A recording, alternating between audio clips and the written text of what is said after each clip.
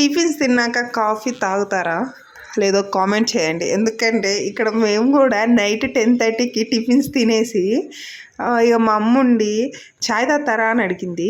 ఇంకా మా ఆయన నేను మొహాలు చూసుకొని తాగుతామన్నాం అనమాట. వావ్, చాయ్ ఇప్పుడు కరెక్ట్ పట్టుకుని తాగుతున్నాడు. వా, ఎంత స్మార్ట్గా ఉన్నావు తెలుసా.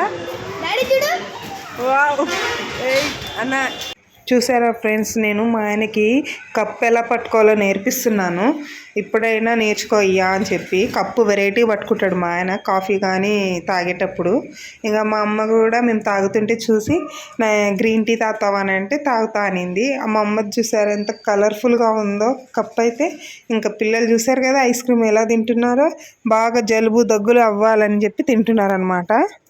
మా పెద్దోడు చూడండి వాడికి ఎట్లా ఊరిస్తున్నాడో నోరు. పాపం వాడికి మొన్ననే ఫీవర్ వచ్చి తగ్గిపోయిందనమాట.